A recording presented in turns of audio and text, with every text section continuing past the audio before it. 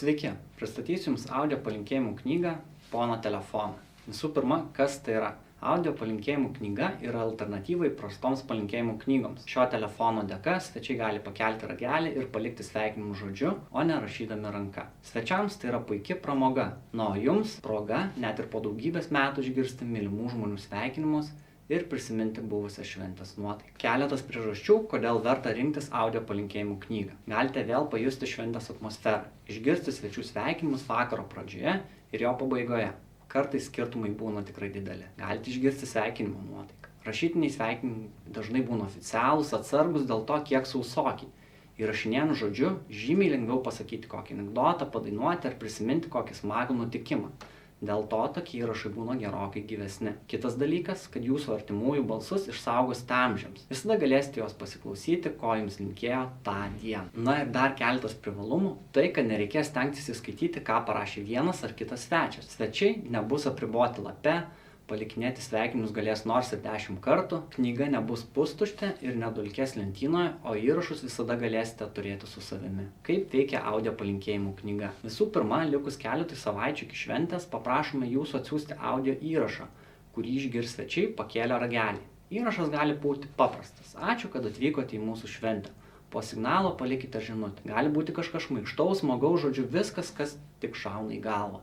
Įrašą patalpinam telefone, o patį telefoną atsiunčiame jums. Įdedame į rėmelį su instrukcijomis svečiams. Šventės dieną svečiai prieina prie telefono, pakelia ragelį ir išgirsta jūsų pranešimą. Pranešimui pasibaigus būna signalas pypt, po kurio svečiai gali rašyti savo sveikinimą. Pasakę sveikinimą, padeda ragelį. Sveikinimas įsirašo. Prieina kitas svečias, pakelia ragelį, vėl išgirsta jūsų žinutę ir signalą pyp.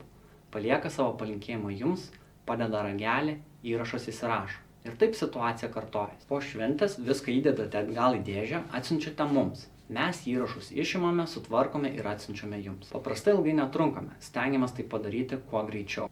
Kokią žinutę atsiųsti? Iš esmės kokią tik norit. Būna nuo paprastų iki labai šmaikščių. Kartais pagrinde kalba vienas žmogus, kartais du, kartais abu vienu metu. Vienintelis patarimas – nebijoti kalbėti garsiai ir aiškiai. Įrašyti galite su bet kokiu appsu ar rekorderiu. Kokia įrašų kokybė? Jeigu atsakant trumpai, gera. Dalis kokybės priklauso ir nuo pačių svečių. Jei svečiai pučia orą, įrašas gali būti toks.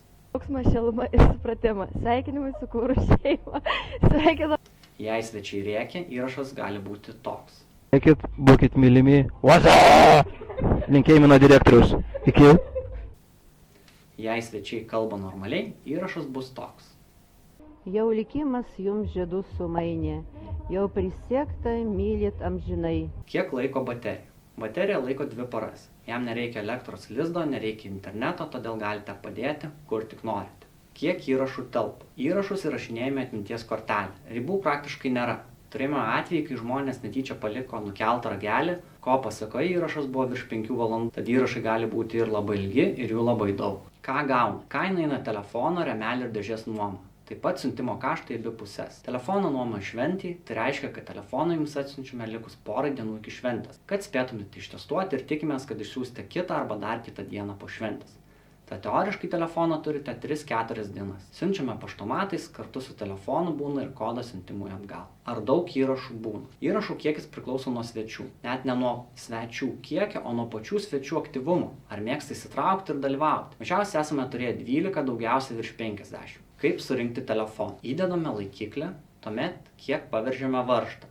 Beje, atsuktuvą irgi atsiunčiu. Tada įkišame ragelio laidą ir įjungiame telefoną, paspausdami mygtuką apačioje. Pakeliam ragelį, jei išgirstame įrašą, reiškia viskas gerai. Organizuojate vestuvės, krikštynas, gimtadienį, o gal įmonės šventę, įgarsinkite ją su audio palinkėjimų knyga.